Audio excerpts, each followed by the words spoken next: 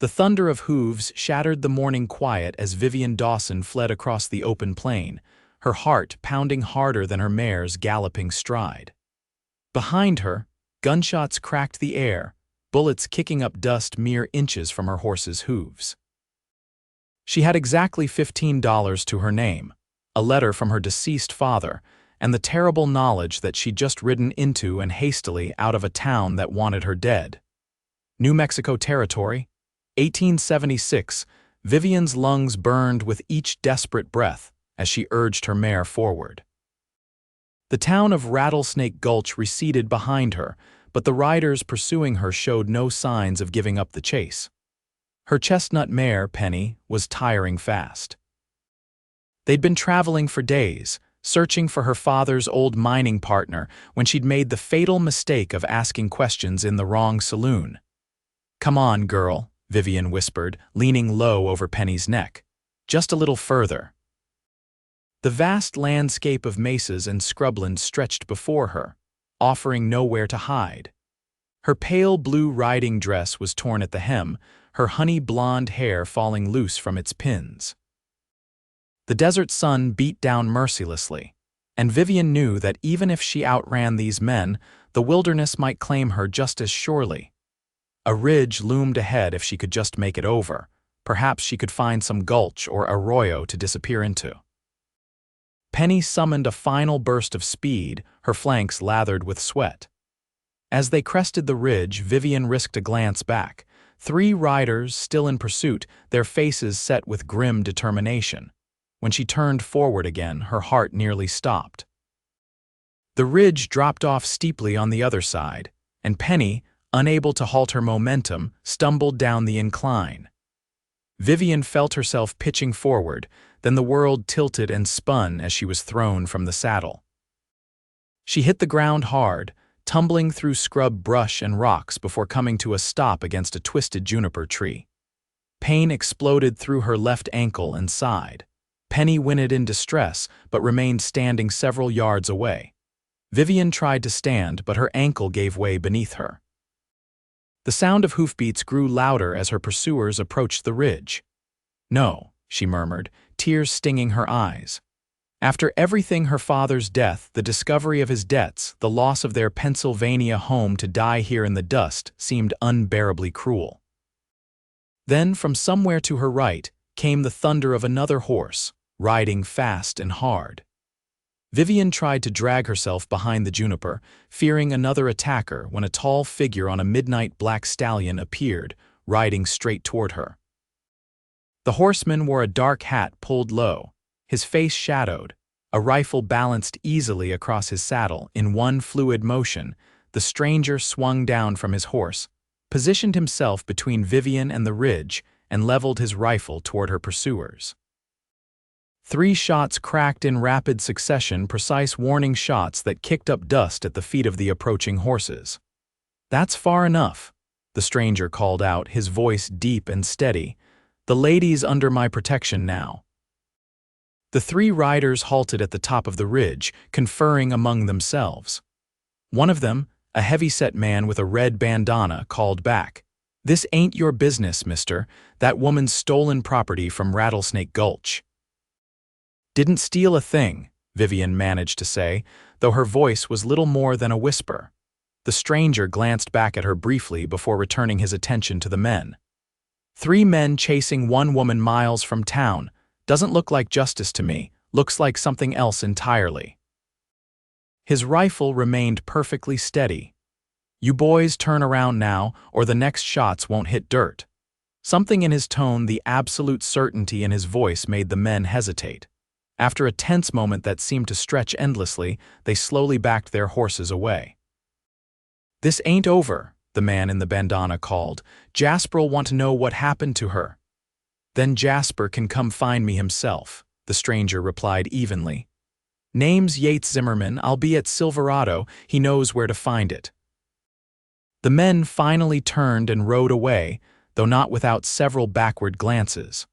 Once they were out of sight, the stranger Yates lowered his rifle and turned toward Vivian. For the first time, she saw his face clearly.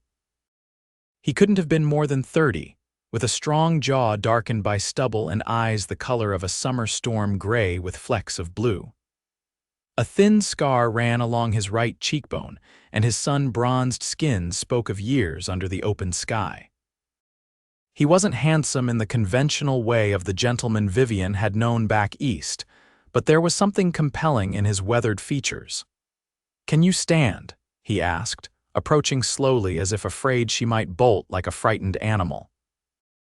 Vivian attempted to rise again but winced as pain shot through her ankle. I think it's twisted." Without another word, Yates knelt beside her, his movements careful but confident as he examined her ankle through her torn stocking. His touch was surprisingly gentle for hands so rough with calluses. "Sprained, not broken," he pronounced after a moment. "But you won't be walking on it today." He looked up, meeting her gaze directly. "Miss Dawson," she supplied. "Vivian Dawson, Miss Dawson, I'm taking you to Silverado. It's my ranch about 2 hours' ride from here. You'll be safe there while that ankle heals." His tone made it clear this wasn't a suggestion. Vivian hesitated. She'd just fled from danger, and now she was considering riding off with a complete stranger. And yet, what choice did she have? She was injured, miles from anywhere, and the men from Rattlesnake Gulch might return. "What about Penny?" she asked, nodding toward her mare, who was now grazing nervously nearby. A hint of a smile touched Yates's lips. "Your horse comes too, of course." He whistled softly, and his black stallion trotted over. "Can you hold on if I help you up?" At Vivian's nod, Yates gathered her carefully in his arms. The sudden proximity to this stranger made her breath catch. He smelled of leather, horses, and something faintly woodsy. Before she could dwell on it, he was lifting her onto his stallion's back with surprising ease. "Shadow here is steady," he said, patting the stallion's neck. "He'll carry us both without trouble." Yates caught Penny's reins, secured them to his saddle, then swung up behind Vivian. She stiffened slightly as his arms came around her to take the reins, creating a secure circle that both supported her and kept her from falling. "Relax," he said quietly, his breath warm against her hair. "It's a long ride and tension will only make your injuries hurt worse." As they set off at an easy trot, Vivian found herself wondering what new danger she might be riding into, or if, perhaps, she'd finally found a measure of safety in this wild territory that had already taken so much from her. The landscape rolled by in waves of gold and rust as Yates guided them northwest, away from Rattlesnake Gulch. Vivian tried to maintain some proper distance between them, but the rhythm of the horse and the pain in her ankle eventually forced her to lean back against his chest. "You're not from around here," Yates observed after they'd ridden in silence for some time. Vivian shook her head slightly. "Pennsylvania. My father died 3 months ago. I'm sorry for your loss. Thank you." She was surprised by the simple sincerity in his tone. "He left behind debts I didn't know about. Our home was taken. But he also left a letter mentioning a mining claim and an old partner here in the New Mexico territory. And that brought you to Rattlesnake Gulch." There was a note of disbelief in his voice. "I was looking for a man named Clifford Hayes. My father's letter said they'd struck silver together years ago." Yates's body tensed against hers. "Hayes, you know him," a pause, "knew him. He died last winter, pneumonia." The news hit Vivian like a physical blow. Her last hope gone. She closed her eyes briefly, fighting back tears. "I see." "What happened in Rattlesnake Gulch?" Yates asked, deftly changing the subject. "I asked about Hayes at the saloon. A man named Jasper seemed overly interested in why I was looking for him. When I mentioned the mining claim, the atmosphere changed. I left quickly, but they followed." She shuddered at the memory.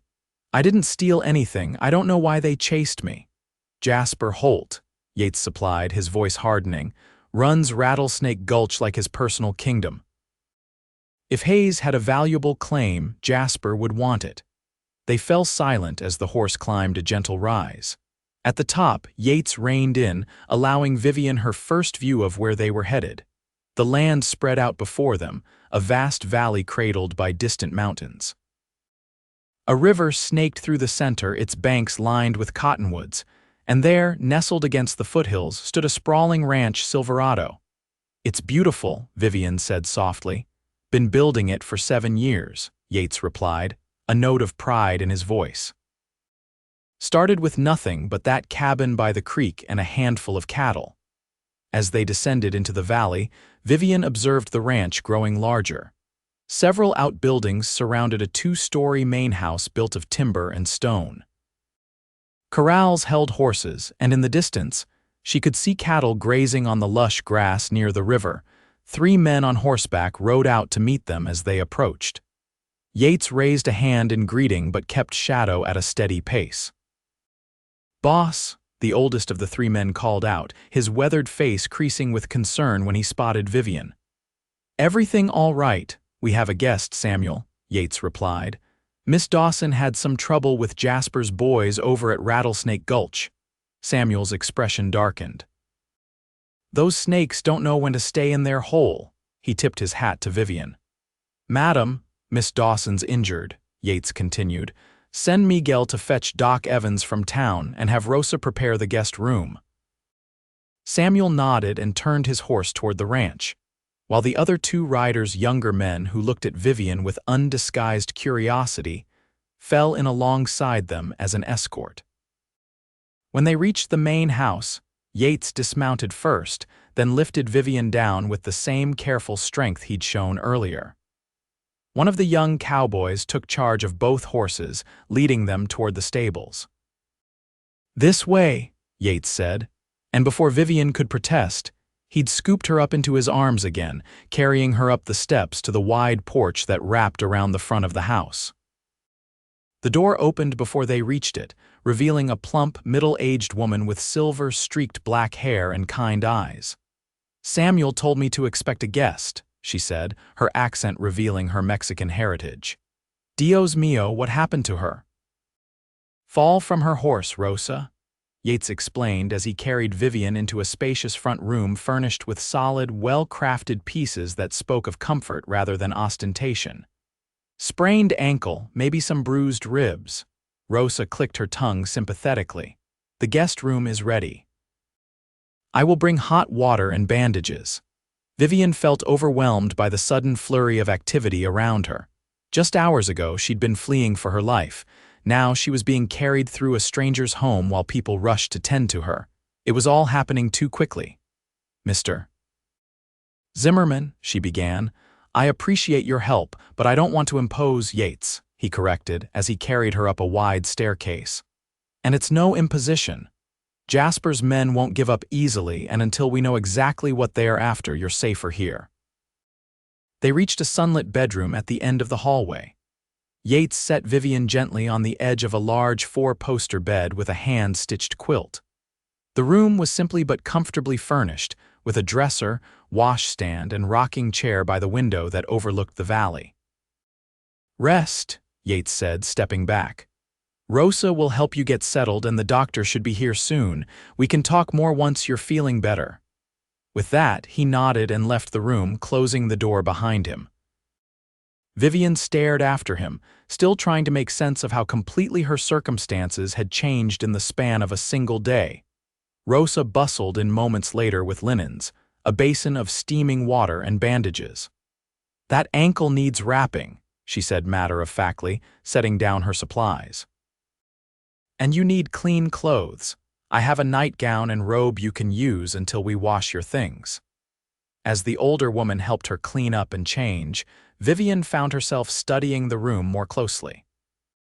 Though simple, everything spoke of quality and care: the polished wood of the furniture, the clean linens, the fresh wildflowers in a vase on the dresser. This was a home built with attention to detail. "Has Mr. Zimmerman Yates lived here long?" she asked, wincing as Rosa wrapped her swollen ankle with practiced hands. 7 years, Rosa replied. "He came to the territory with nothing but his horse and the clothes on his back, worked other ranches until he saved enough to buy this land. Many said he was loco to try. This valley was wild then, with Apache raids and outlaws." She smiled, proud. "Now Silverado is one of the finest ranches in the territory. He lives here alone." The question slipped out before Vivian could consider its propriety. Rosa's eyes twinkled with understanding. No wife, if that's what you're asking. Just me to keep house, Samuel to manage the ranch hands, and about a dozen cowboys depending on the season. She finished binding the ankle and stood. The boss is a private man, keeps to himself mostly. But he's fair and decent, one of the good ones. The door opened again, admitting a thin, spectacled man carrying a leather medical bag. "I'm Dr. Evans," he announced, nodding to Vivian. "Yates tells me you had quite a fall." The doctor's examination was thorough but gentle. He confirmed Yates's assessment: a sprained ankle and bruised ribs, but nothing broken. "You're lucky," he told Vivian as he repacked his bag. "Stay off that foot for at least a week. I'll leave some willow bark tea for the pain." "A week," Vivian protested. "I can't impose on Mr. Zimmerman's hospitality for so long." Dr. Evans raised an eyebrow. "Miss Dawson, if you try to travel on that ankle too soon, you might do permanent damage.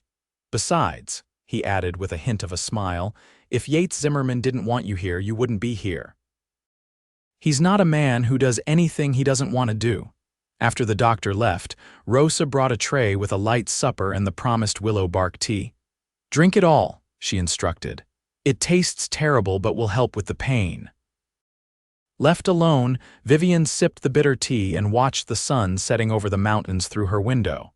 Despite the aches in her body, she felt safer than she had in months. Yet questions nagged at her. Why had the men in Rattlesnake Gulch reacted so strongly to her mention of Hayes and the mining claim? And why had Yates Zimmerman, a man who by all accounts kept to himself, gone out of his way to rescue a stranger? The tea and the day's events soon took their toll.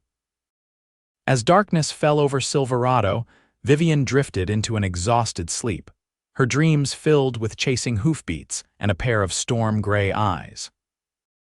Vivian woke to sunlight streaming through the window and the distant sounds of ranch life, men calling to one another, horses nickering, the lowing of cattle.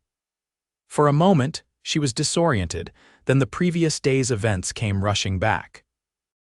She shifted in bed and winced at the pain in her ribs and ankle. A soft knock at the door preceded Rosa's entrance, bearing a breakfast tray and fresh clothing. "Good morning, señorita. I hope you slept well." "Better than I expected," Vivian admitted, struggling to sit up.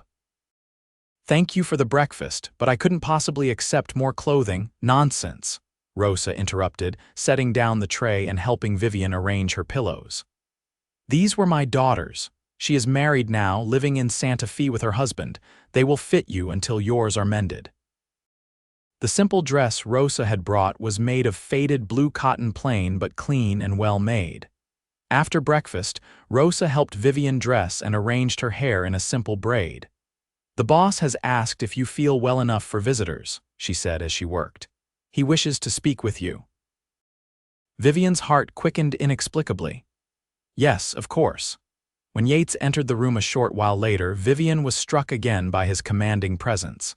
In the daylight, she could see him more clearly, tall and broad-shouldered, dressed simply in a dark shirt, worn denim pants and boots. His dark brown hair was slightly too long, curling at the nape of his neck, and he'd clearly taken the time to shave this morning. "Miss Dawson," he greeted her, hat in hand. "How are you feeling?" "Better, thank you," she replied. "And please call me Vivian. After rescuing me from those men, I think we can dispense with formalities." A slight smile touched his lips. "Vivian, then." He crossed to the rocking chair by the window, turning it to face the bed before sitting down. "I hope you don't mind, but I sent one of my men to Rattlesnake Gulch last night to learn what he could." Vivian leaned forward, ignoring the twinge in her ribs. "What did he find out?" "Jasper's been asking questions about you all over town, offering a reward for information on your whereabouts." Yates's expression was grim. "He's claiming you stole documents from him, papers relating to a silver mine." "That's absurd. I've never even met the man before yesterday, let alone stolen anything from him." "I believe you," Yates said simply. "But Jasper's got his men watching the roads and he's sent telegrams to neighboring towns. He wants you found." Vivian sank back against her pillows, the implications sinking in. He must think I have my father's letter about the mine. She reached into the pocket of her torn riding dress, which lay folded on the bedside table, and withdrew a worn envelope. This is all I have, a letter from my father to me, mentioning the claim and his partnership with Hayes. Yates took the letter, his eyes scanning the faded handwriting. As he read, his expression grew increasingly troubled. Your father was Charles Dawson, Vivian nodded. You knew him. No, but Hayes spoke of him. They were partners during the early silver strikes. He handed the letter back. This claim your father mentions the silver spur, it's real. And if the vein is as rich as this suggests, it would be worth a fortune. Then that's why Jasper wants the letter, Vivian realized. But how did he even know about it? Yates rose and paced to the window, looking out over his land. Hayes was a drunk in his later years. Might have talked too much in Jasper's saloon. He turned back to her. The problem is, without a deed or claim certificate, this letter alone doesn't prove ownership. Vivian felt a wave of despair. Then I've come all this way for nothing, with Hayes dead and no certificate. Her voice trailed off as she remembered something. Wait, my father mentioned in his letter that Hayes kept all their papers. Would those papers still be at his place? Possibly. Hayes had a small cabin about 10 miles from here. No one's claimed it since he died. Yates seemed to be considering something. I could ride out there, take a look around. I want to go with you, Vivian said immediately. Yates shook his head. Your ankle, I can ride, she insisted. If these papers exist, they're my last chance at a future, Mr. Zimmerman. Yates, he corrected automatically, studying her with those storm-gray eyes. After a long moment, he nodded. We'll wait another day to let you rest, then ride out tomorrow if the doctor says it's safe. But, he added firmly, we do it my way. You stay on your horse and we turn back at the first sign of trouble. Agreed, Vivian said, relief flooding through her. Yates moved toward the door but paused with his hand on the knob. One more thing. What exactly do you plan to do if we find proof the claim is yours? It was a question Vivian hadn't fully considered.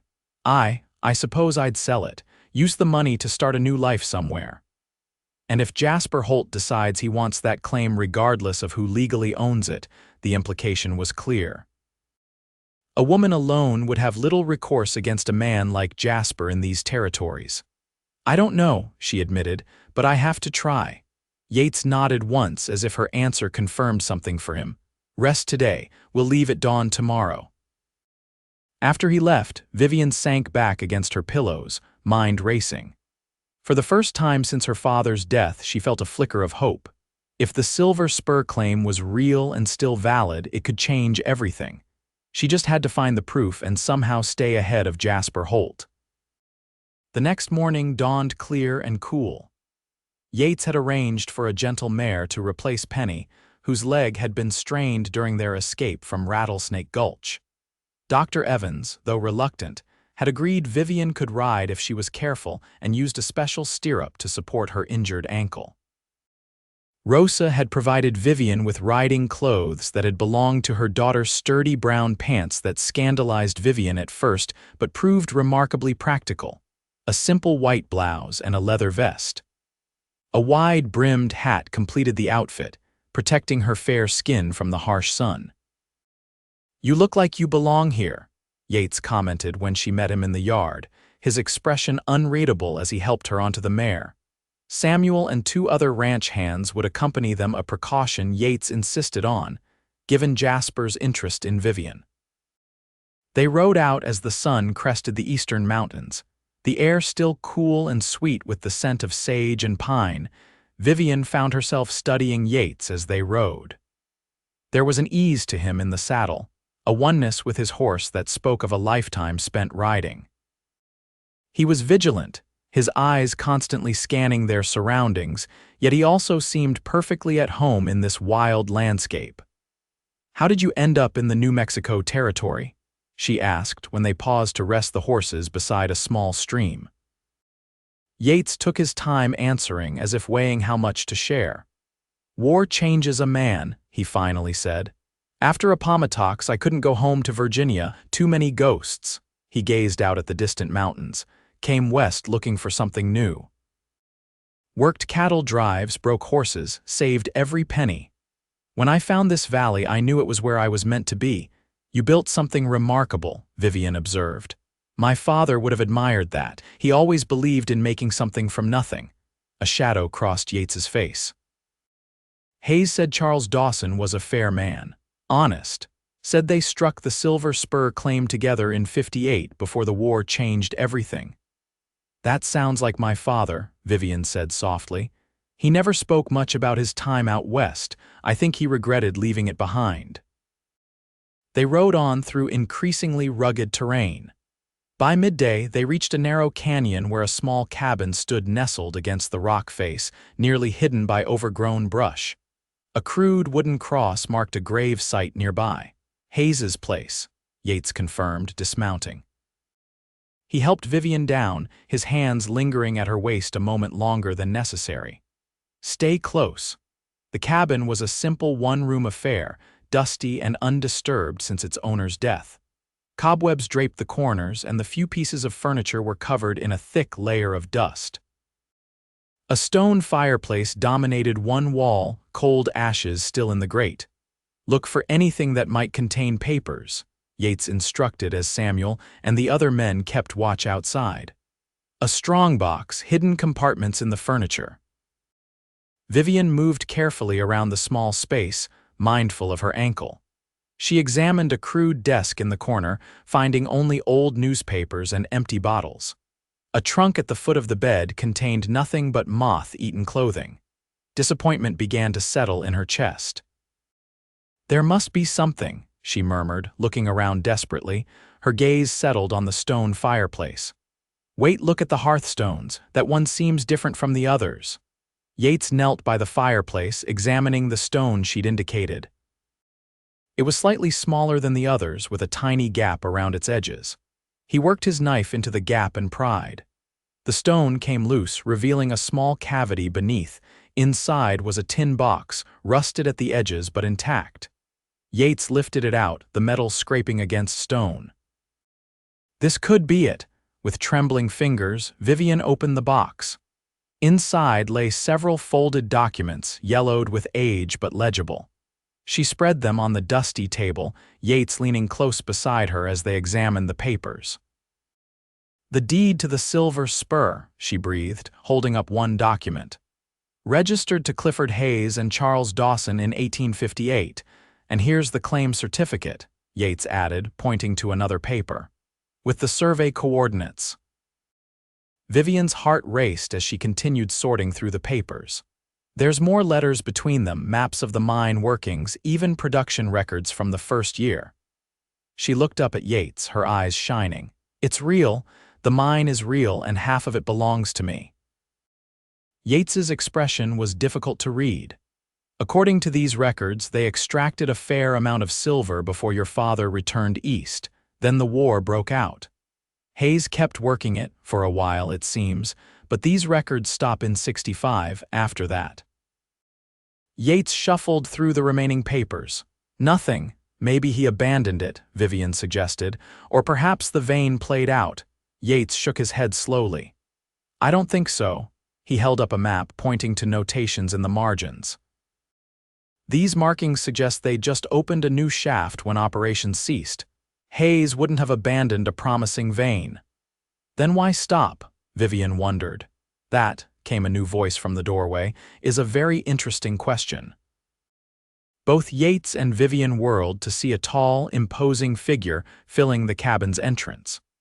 The man's expensive suit and polished boots seemed out of place in the rustic setting, but the revolver in his hand belonged perfectly to the cold smile on his face. Jasper, Yates acknowledged, his voice dangerously quiet as he subtly shifted his position to place himself between Vivian and the newcomer. Zimmerman. Jasper Holt stepped into the cabin, followed by two armed men. Vivian recognized one as the man with the red bandana who had pursued her. How kind of you to locate these documents for me. Saved me considerable trouble. These papers belong to Miss Dawson, Yates said evenly. They prove her father's ownership of the Silver Spur claim. Half ownership, Jasper corrected, and with Hayes conveniently deceased. He shrugged, the gesture elegant despite its callousness.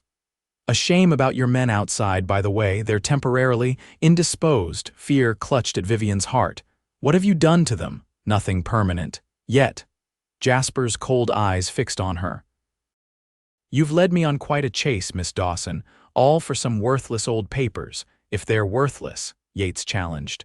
Why are you here with guns drawn? Jasper's smile never reached his eyes. Because, my friend, these papers lead to something far from worthless. The silver spur isn't played out, it's merely been waiting for someone with the vision to fully exploit it. Understanding dawned on Vivian. You knew about the mine all along. Hayes must have told you something before he died. Hayes was a pathetic drunk who squandered a fortune, Jasper spat. But in his cups, he would sometimes speak of the mother lode he and Dawson had found. Said they'd barely scratched the surface before Charles ran back east to play family man. So you've been looking for the claim documents, Yates concluded. Without them, you couldn't legally mine the silver spur. Legal, illegal, Jasper waved his free hand dismissively. Such tedious distinctions, but yes, having the proper papers makes everything so much cleaner. His gaze hardened. Now, Miss Dawson, you have a choice. Sell your half of the claim to me, I'm prepared to offer a fair price, or suffer an unfortunate accident like poor Hayes. Vivian felt the blood drain from her face. Hayes didn't die of pneumonia, did he? Let's just say he received some help in his departure from this world. Jasper extended his hand. The papers, if you please. Vivian clutched the documents tighter, her mind racing. If she surrendered them, Jasper might still kill them both. If she refused. There's another option, Yates spoke up, his voice surprisingly calm. A partnership. Jasper raised an eyebrow. I'm listening. The silver spur will need significant investment to reopen. Equipment, workers, transportation for the ore. Yates gestured to the papers in Vivian's hands. Miss Dawson provides the legal claim. You provide the capital and connections to get the silver to market. Everyone profits. Vivian stared at Yates in disbelief. Was he actually suggesting they work with this murderer? Jasper studied Yates with newfound interest. And what would your role be in this arrangement, Zimmerman? Protection for Miss Dawson's interests. And my own expertise. I worked silver mines in Nevada before coming here. I know what to look for, how to follow a vein. Yates kept his expression neutral, but Vivian could sense the tension coiled in him like a spring. A long moment of silence stretched as Jasper considered the proposal. Finally, he lowered his gun slightly. An intriguing suggestion. Perhaps we should discuss terms like civilized people. My men first, Yates insisted. I want to see they're unharmed. Jasper gestured to one of his men, who disappeared outside. Moments later, Samuel and the two ranch hands were ushered in, their hands bound but otherwise appearing uninjured. Vivian released a breath she hadn't realized she'd been holding. What followed was the strangest negotiation Vivian had ever witnessed. Seated around Hayes's dusty table, Jasper and Yates discussed percentages and investments as if they weren't enemies who had been at gunpoint minutes earlier. Vivian said little, watching Yates carefully. Something in his manner told her he was playing a deeper game than was apparent. Finally, Jasper stood. Very well. A three-way partnership with provisions as discussed. He smiled thinly at Vivian. You drive a hard bargain through your protector, Miss Dawson. We'll draw up proper contracts in town tomorrow. The original documents stay with Miss Dawson, Yates stipulated. You'll get certified copies. Jasper's smile tightened, but he nodded. Until tomorrow, then. He tipped his hat and left, his men following after, untying Samuel and the others. The moment they were gone, Vivian rounded on Yates. Have you lost your mind? That man murdered Hayes. Now you want to be his business partner? Yates held up a hand, signaling for silence. He moved to the window, watching until Jasper and his men had ridden well away from the cabin. Only then did he turn back to her, his expression grim. I have no intention of partnering with Jasper Holt, he said quietly, but we needed to get out of that cabin alive. So it was a ruse. Vivian asked, relief flooding through her. Partly. Jasper wouldn't have let us leave with these papers otherwise. Yates turned to Samuel. Are you and the boys all right? Samuel nodded, rubbing his wrists where the ropes had chafed. Caught us by surprise, won't happen again. Good, because we need to move fast. Yates's gaze returned to Vivian. Jasper will be back with more men once he realizes I was stalling. We need to get these papers somewhere safe and figure out our next move. What about the mine? Vivian asked. Is it really as valuable as he believes? If the mother lode Hayes mentioned exists, it could be one of the richest strikes in the territory. Yates gathered the papers carefully. But first, we need to get you safely back to Silverado. As they prepared to leave, Vivian touched Yates's arm. Thank you for thinking quickly back there. Their eyes met, and for a brief moment, Vivian glimpsed something behind his guarded expression. Concern, certainly, but also something warmer that made her heart beat faster. Let's go home, he said softly, and the word home lingered in Vivian's mind as they rode away from Hayes's cabin, the precious documents secure inside her vest. The return to Silverado was tense, with Yates setting a punishing pace despite Vivian's injury. They took a circuitous route, avoiding the main trails where Jasper's men might be watching.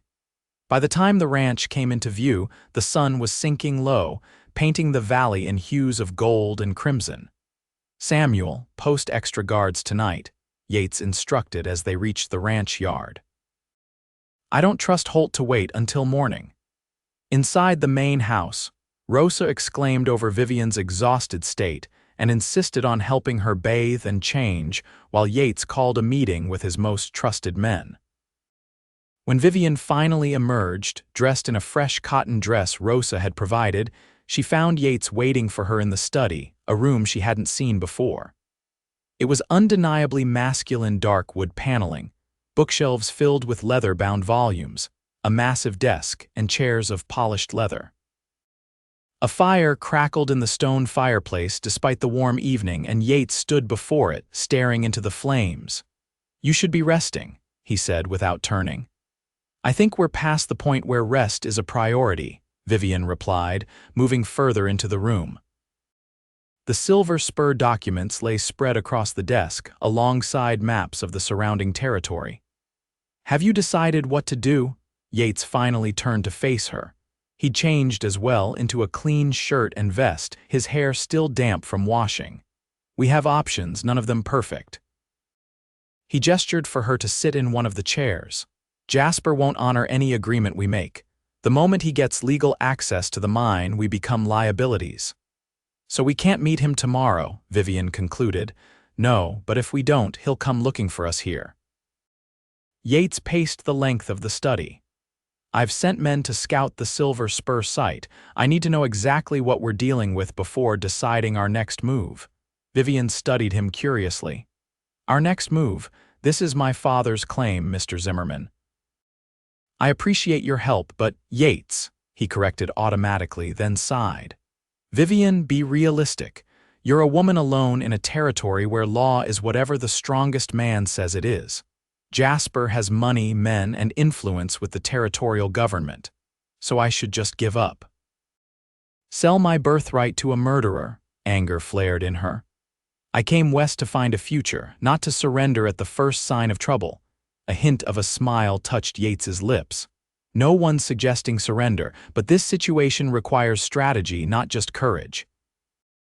He came to sit across from her, his gray eyes intent on hers. Let me help you. Not as a partner if that's not what you want, but as an ally. The sincerity in his voice gave Vivian pause. Since her father's death, she'd been alone, fighting to survive with no one to rely on but herself. The idea of having someone to share the burden, especially someone as capable as Yates Zimmerman, was more tempting than she wanted to admit. Why? She asked softly. Why risk your ranch, your men, everything you've built, for a woman you barely know and a mine you have no stake in? Yates looked away, back toward the fire. For a long moment he was silent, and Vivian thought he might not answer. When he finally spoke, his voice was low and controlled, but she sensed powerful emotions beneath the surface. I told you I couldn't go home to Virginia after the war. What I didn't say was why. He ran a hand through his still damp hair. My family owned a small farm near Richmond. While I was away fighting, a man named Harlan Burke bought up all the surrounding land. When my father refused to sell, there was an accident, a fire that claimed both my parents. "Oh, Yates," Vivian whispered, understanding dawning. By the time I returned, Burke owned our land too. Everyone knew what had happened, but he had money, influence with the Reconstruction government. No one would stand against him. Yates's jaw tightened. I confronted him once. He had me beaten and left on the road with a warning that next time would be worse. "So you came west," he nodded. "Swore I'd never again be powerless against men like Burke or Jasper Holt." His eyes met hers again, and this time the emotion in them was clear. "I won't stand by and watch another good person lose everything to a man who takes whatever he wants through violence and intimidation." Vivian reached across the space between them and placed her hand over his. "I'm sorry about your family, and I'm grateful for your help, truly." She took a deep breath. "So what do we do now?" Before Yates could answer, the study door burst open. Samuel stood there, his expression grave. "Riders coming, boss. At least 15 men armed, Jaspers at their head." Yates was on his feet instantly. "How far out?" 10 minutes, maybe less. "They're coming fast. Get the men ready. Defensive positions around the house." Yates turned to Vivian. "We need to hide these documents somewhere Jasper won't find them." Vivian's mind raced. "What about the root cellar Rosa showed me?" "There's a loose stone in the wall where she keeps her special spices hidden from the ranch hands." "Perfect." Yates gathered the papers quickly. "Samuel, get Miss Dawson to the cellar, then join us outside." "Wait," Vivian protested. "I'm not hiding while you all fight my battle."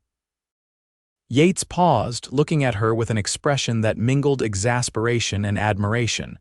"This isn't the time for heroics." "It's not heroics to want to defend what's mine," she retorted. "I can shoot, Mr. Zimmerman. My father taught me." At his skeptical look, she added, "Pennsylvania girls aren't as helpless as you might think." A tense moment passed before Yates nodded grudgingly. "Samuel, get her to the cellar with the documents, then find her a rifle. But," he added, fixing Vivian with a stern gaze, "you stay inside. Upper floor, east window. It has the best view of the approach road." As Samuel led her away, Vivian glanced back to see Yates strapping on his gun belt, his expression now cold and focused. She felt a shiver that had nothing to do with fear, and everything to do with the realization that this man was willing to fight, perhaps die, to protect what was hers. The next half hour passed in a blur of activity. The documents were hidden. Ranch hands took up positions around the property, and Vivian found herself at the designated window, a Winchester rifle in her hands and her heart pounding in her chest. Below, she could see Yates directing his men, his commanding presence evident even from a distance. Rosa appeared beside her, armed with a shotgun that looked ancient but well-maintained. "The men think women should hide during trouble," the older woman remarked. "As if we haven't been fighting our own battles since the beginning of time." Vivian managed to smile despite her tension. "I'm glad for the company. I've been with Yates since he bought this land," Rosa said, her eyes on the distant road where dust now signaled approaching riders. "Never seen him take to anyone the way he has to you." Before Vivian could respond to this unexpected observation, the riders came into view, Jasper at their head, just as Samuel had said, followed by a collection of hard-faced men who looked more like hired guns than townspeople. They halted just beyond the main gate. Yates stood on the porch, flanked by several of his men, his stance relaxed but alert. "Bit early for our meeting, Holt," he called, his voice carrying clearly in the evening air. "I had a feeling you might be reconsidering our arrangement," Jasper replied. "Thought I'd save us both the trouble of pretense. This is private property. State your business or leave." Jasper's laugh was cold. "My business, Zimmerman, is with Miss Dawson and the documents she possesses. Hand them over along with the woman and we'll depart peacefully."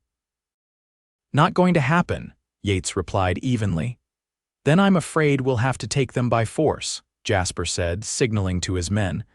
I'd rather not destroy this lovely ranch of yours, but business is business. Last warning, Holt, ride away now or face the consequences. Jasper's response was to draw his pistol, but before he could aim, a shot rang out not from below but from beside Vivian. Rosa's ancient shotgun had fired, the blast throwing up dust at the feet of Jasper's horse.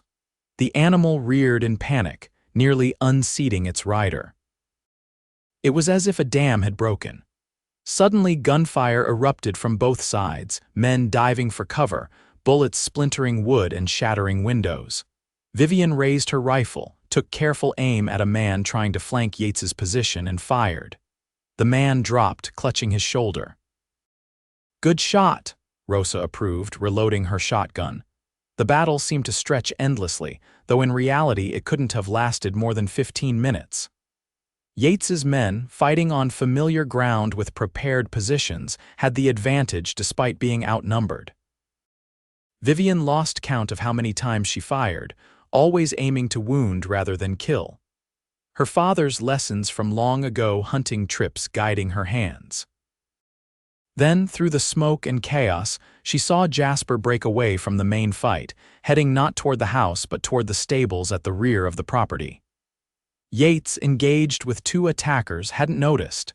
He's going around back, Vivian told Rosa urgently. I think he knows another way in. Without waiting for a response, Vivian moved away from the window, limping on her injured ankle but driven by determination.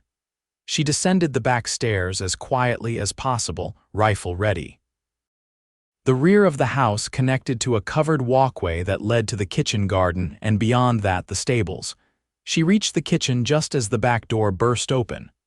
Jasper stood there, pistol raised, surprise registering on his face at the sight of her. Miss Dawson, he recovered quickly. How convenient, the documents, if you please. Vivian's rifle was aimed squarely at his chest. Drop your gun, Mr. Holt. Jasper's smile was cold.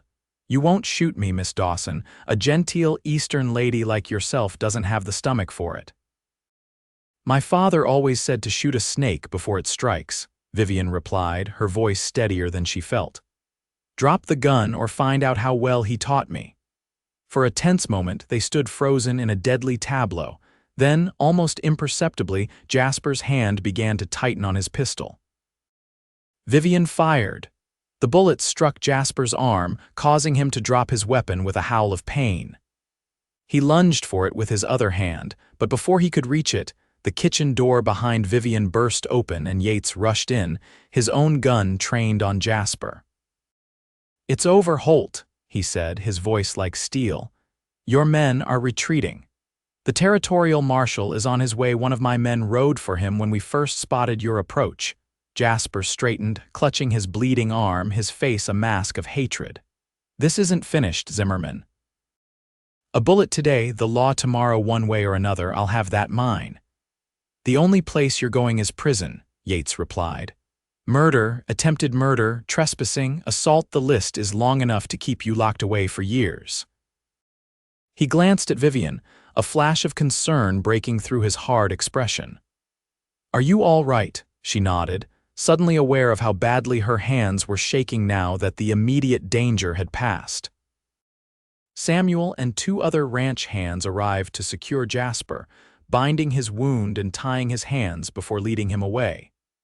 The sounds of gunfire outside had ceased entirely, replaced by the shouts of men tending to wounded on both sides. Once they were alone in the kitchen, Yates moved to Vivian, taking the rifle gently from her trembling hands. That was either the bravest or most foolish thing I've ever seen, he said quietly. Perhaps a bit of both, she admitted, her voice unsteady. The full impact of what had just occurred was beginning to hit her. Did any of your men? 2 wounded, none killed, Yates assured her. Jasper's men fared worse, 4 dead, several injured. He set the rifle aside and, to Vivian's surprise, pulled her into his arms. The embrace was tentative at first, as if he expected her to pull away. But Vivian found herself leaning into his strength, her face pressed against the solid wall of his chest, drawing comfort from the steady beat of his heart. "I thought I'd find you hiding safely in the cellar," he murmured against her hair. "I told you," she replied, her voice muffled against his shirt. "Pennsylvania girls aren't helpless." His soft laugh rumbled through his chest. "I'm beginning to see that." He drew back slightly to look at her, his expression suddenly serious. "Vivian, when I saw Jasper heading for the back of the house and realized you might be in his path." He didn't finish the thought, but he didn't need to. The concern in his eyes, the protective way he still held her, spoke volumes. And in that moment, with the adrenaline of battle still coursing through her veins and the realization of how close they'd both come to death, Vivian did something utterly improper for a lady of her upbringing. She kissed him. It was a brief kiss, born of impulse and emotion rather than calculation, but the impact was immediate and profound. Yates went still for a heartbeat, then responded with a gentleness that contrasted sharply with his rugged exterior. His hand came up to cradle her face, his calloused thumb brushing softly against her cheek. When they parted, both seemed equally stunned by what had transpired. Vivian felt heat rise to her face, but she didn't regret her action. Something fundamental had shifted between them in the midst of danger, something neither could easily dismiss. "I should check on my men," Yates said finally, his voice rougher than usual. "Of course." Vivian stepped back, suddenly aware of how inappropriate their embrace would appear to others. "And I should help Rosa tend to the wounded." They separated, each to their duties, but the memory of that kiss lingered like a promise between them. The aftermath of the battle kept everyone at Silverado busy through the night. The territorial marshal arrived with deputies shortly before midnight, taking statements and arranging for the removal of the dead and the transport of Jasper and his surviving men to the jail in Santa Fe. Vivian worked alongside Rosa, tending to the injured men, her medical knowledge from caring for her father during his final illness proving unexpectedly valuable. She saw Yates only in passing, both of them focused on the tasks at hand, but each brief glance they exchanged carried the weight of unspoken words. Dawn was breaking when Vivian finally returned to her room, exhausted beyond measure. She had just begun to undress when a soft knock sounded at her door. Pulling her shawl around her shoulders, she opened it to find Yates standing there, looking as tired as she felt but with an odd light in his eyes. "May I come in?" he asked quietly. Propriety dictated she refuse, but after everything they'd been through together, such conventions seemed meaningless. She stepped aside, allowing him to enter. "I've been thinking about the Silver Spur," he said without preamble, remaining near the door as if uncertain of his welcome. "With Jasper in custody, you have time to decide what to do with it." "I've been thinking about it too," Vivian admitted, moving to sit on the edge of her bed. "Selling still seems the most practical option. I'm hardly equipped to run a silver mine." Yates nodded, his expression carefully neutral. "I know some honest men in the mining business who might be interested. I could make inquiries, ensure you receive a fair price." "Thank you," Vivian said softly. Then, gathering her courage, she added, "But I've been considering another possibility as well." "Oh," Yates's eyebrows rose slightly. "A partnership." She met his gaze steadily. "A real one, not the sham you proposed to Jasper. You have the knowledge and experience I lack.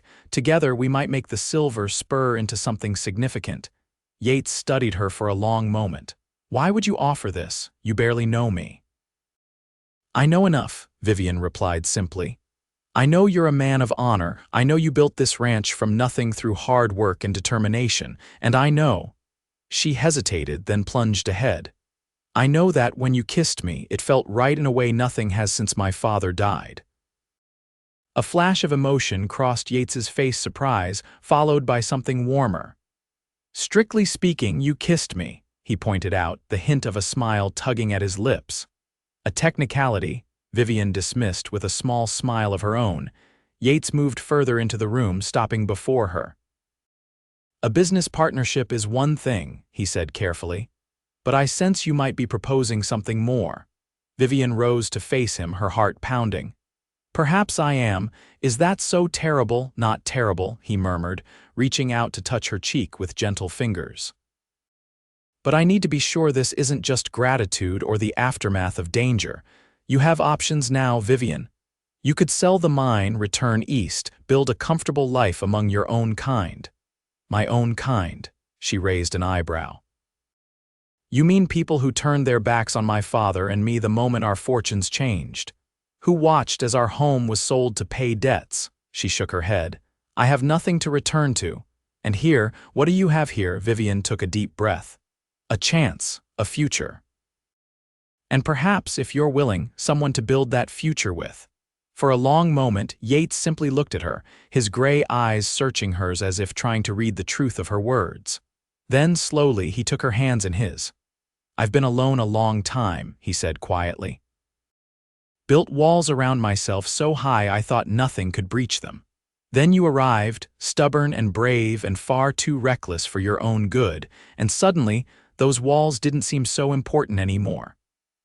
Is that a yes to my proposition? Vivian asked, her voice barely above a whisper. Yates's smile was like sunrise breaking over the mountains.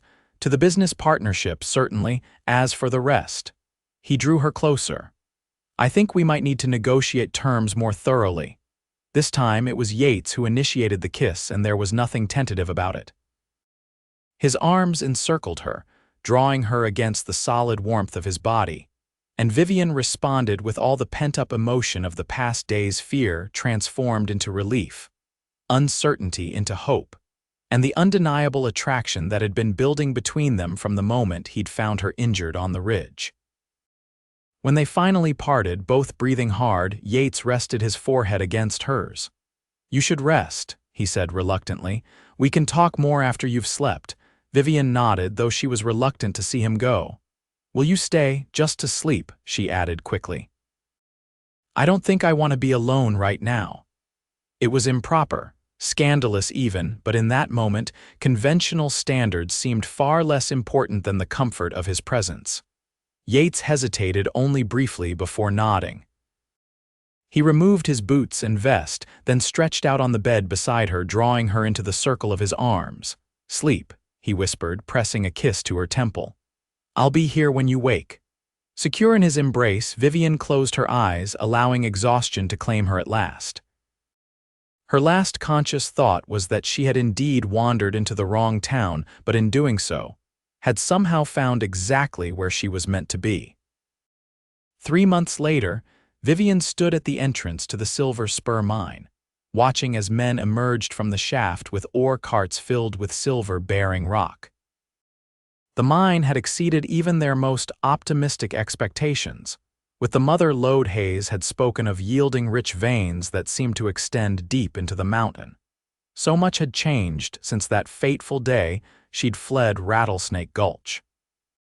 Jasper Holt had been tried and convicted, not just for his attack on Silverado but for the murder of Clifford Hayes, after one of his men testified against him in exchange for leniency.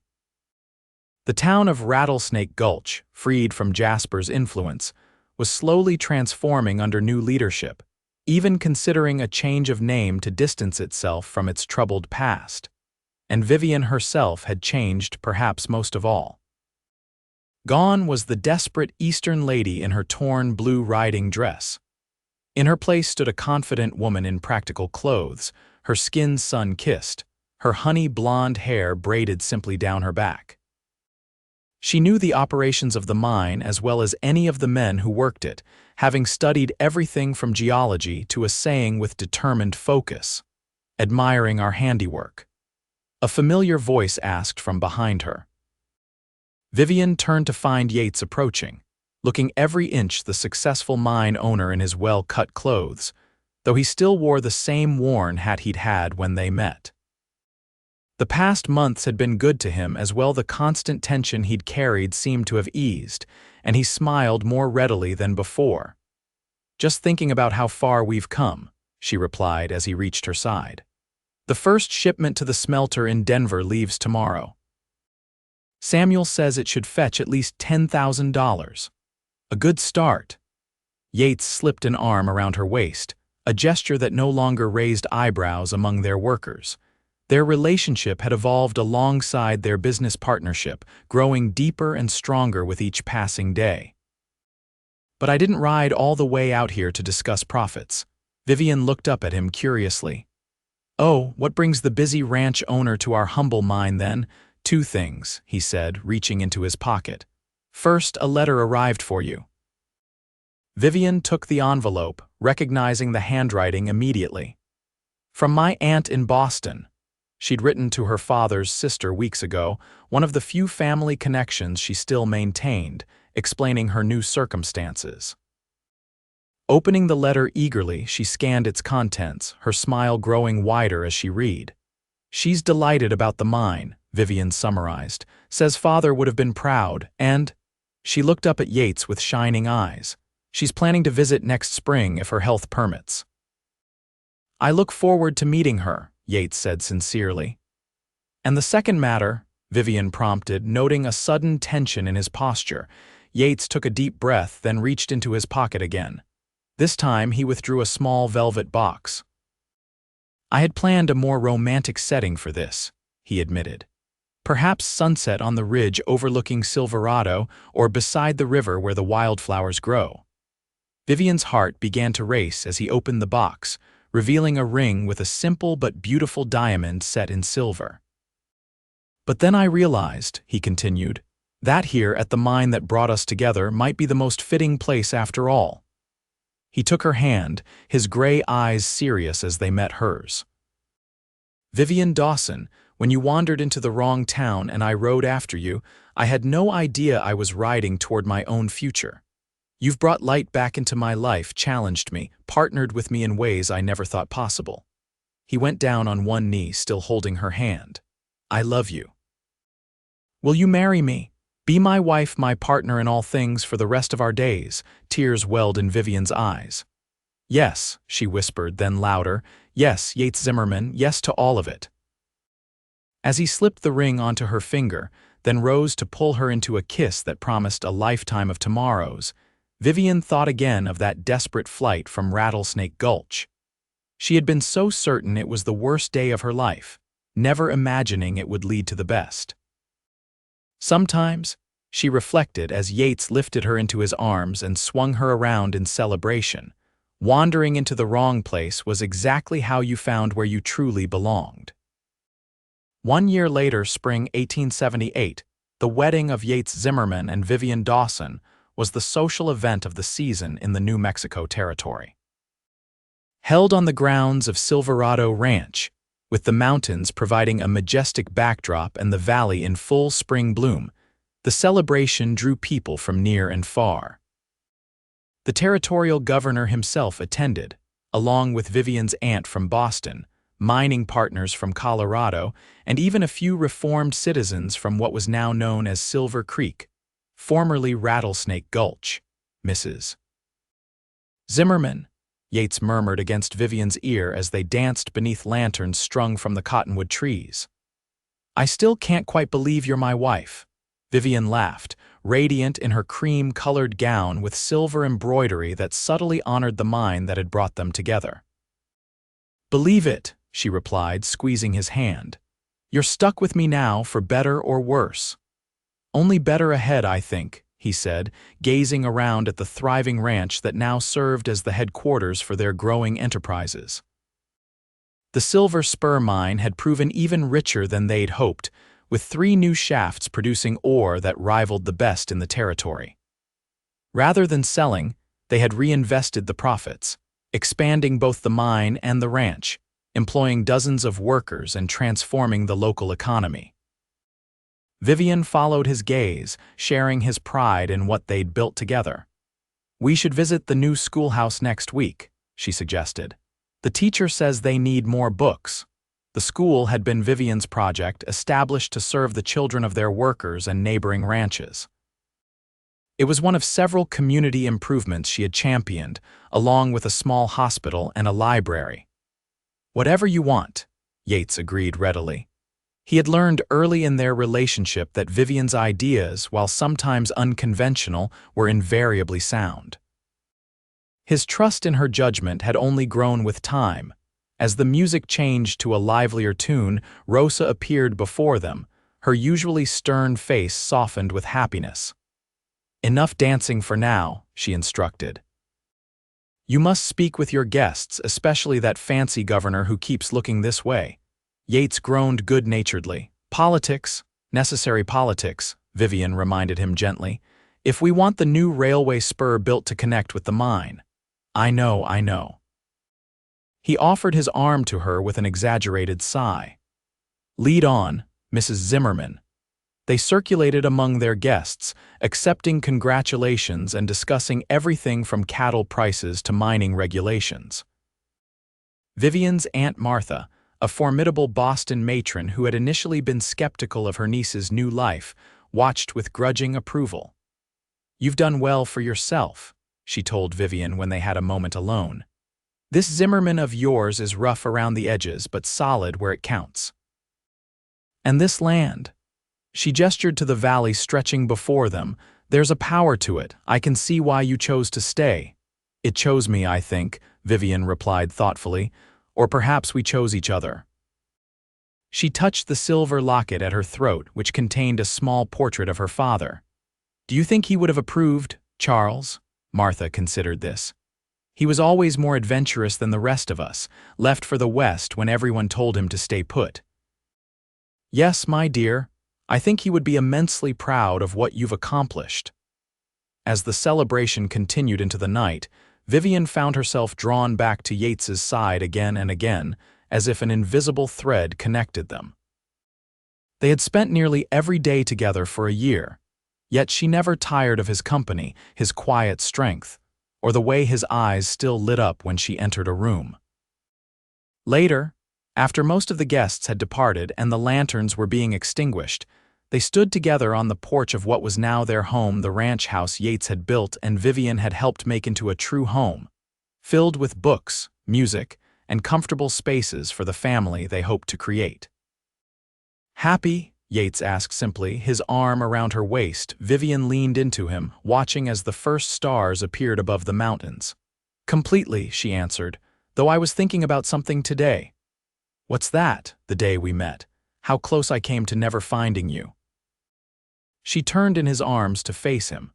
"If I hadn't gone to Rattlesnake Gulch asking questions, if you hadn't happened to be riding that particular ridge that day."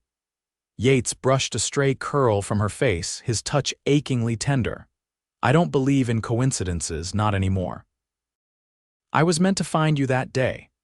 "A man of faith after all," Vivian teased gently, knowing how practical he usually was. "Faith in us," he corrected, drawing her closer. "In what we've built, in what's still to come." As their lips met in a kiss that held all the promise of their future together, Vivian silently thanked whatever fate, chance, or divine intervention had led her to wander into that wrong town and brought this remarkable man riding after her into her life and her heart. 5 years later, summer 1883, the sound of children's laughter echoed through the Silverado Valley as Vivian watched her 3-year-old son, Charles, chase butterflies across the meadow near the ranch house. Nearby, Yates cradled their infant daughter, Elizabeth, born just 2 months earlier, with a tenderness that still made Vivian's heart swell.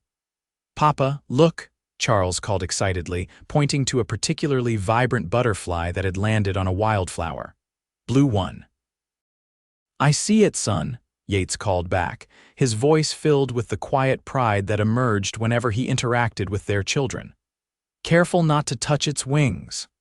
"I know," the boy replied seriously, creeping closer to the insect with exaggerated caution that made both parents smile.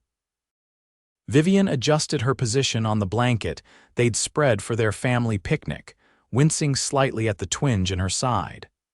The birth of Elizabeth had been difficult, and Dr. Evans had warned that she might not be able to have more children.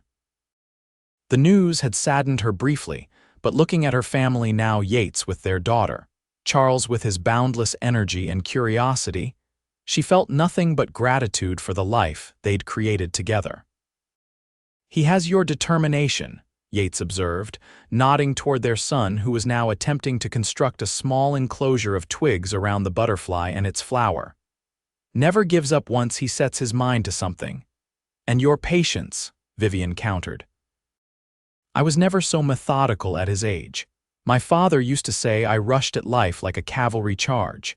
Yates laughed, the sound as rare and precious now as it had been when they first met, though it came more easily these days. You still do when something matters enough. It was true. Despite the demands of motherhood, Vivian remained actively involved in their business enterprises and community projects. The Silver Spur mine continued to produce, though not as prolifically as in its first years. They had diversified wisely, investing in the railroad that now connected the region to markets in the east, establishing a bank in the growing town of Silver Creek, which Yates's former ranch hand Miguel now managed, and expanding the cattle operation at Silverado. Their home had grown too, with additions to accommodate their family and frequent guests. The original study where they had hidden the Silver Spur documents now served as a library, its shelves filled with books from across the country and Europe. An adjoining room housed Vivian's geological collection, and maps evidence of her continuing fascination with the land that had become her home. The Prescotts arrive tomorrow, Vivian remembered suddenly, referring to investors from San Francisco who were interested in funding a new silver processing facility. Rosa has the guest rooms prepared, but we should review the proposal again tonight. Already taken care of, Yates assured her. Samuel went over the figures yesterday. The terms are favorable. He shifted Elizabeth to his shoulder, patting her back gently. But no business talk today. This afternoon is for family only. Vivian smiled, accepting the gentle reminder. They had established this rule early in their marriage, dedicated time when work and responsibilities were set aside in favor of simply being together. It had served them well through the years of building their enterprises and raising their children. You're right, as usual, she conceded, leaning over to press a kiss to Elizabeth's downy head, then to Yates's cheek. Though I still find it hard to believe sometimes how much we've accomplished in just 5 years. 7, Yates corrected, since that day on the ridge. 7, she agreed softly. 7 years since a desperate flight from danger had led her to this man, this life, this happiness she could never have imagined back in Pennsylvania. 7 years of partnership in every sense of the word, of building something lasting together, of learning and growing and loving through challenges and triumphs alike. Charles returned to the blanket, his mission to observe the butterfly apparently complete. "Mama, I'm hungry," he announced, plopping down beside her with the boundless energy of childhood. Vivian reached for the picnic basket Rosa had packed, distributing sandwiches and lemonade. As they ate, Charles regaled them with his observations of the butterfly and his plans to build a bug house where he could watch insects more closely.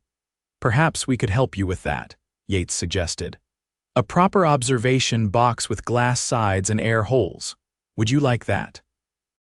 Charles nodded enthusiastically, his gray eyes so like his father's alight with excitement. Watching them together, Vivian felt a profound contentment settle over her. Her life had taken such unexpected turns, from the protected existence of a Pennsylvania merchant's daughter to the hardship following her father's death. To this, a life richer and fuller than she could have dreamed, built with her own hands alongside the man she loved. Elizabeth began to fuss, and Vivian reached for her, settling the baby at her breast with practiced ease. Yates moved closer, his arm encircling both his wife and daughter as Charles leaned against his other side, their family complete in a circle of affection. "I was thinking," Yates said quietly, his fingers absently stroking Vivian's shoulder, "about that school for girls you mentioned, the one in Silver Creek that needs funding." Vivian looked up in surprise.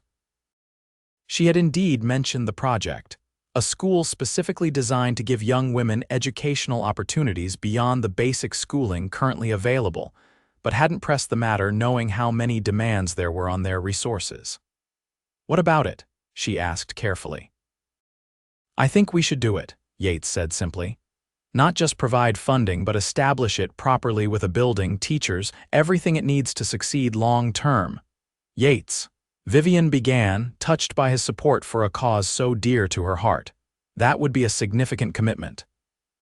I know. His eyes, still that same stormy gray that had captivated her from the beginning, held her steadily.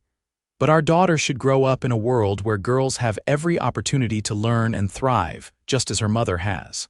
Tears pricked at Vivian's eyes.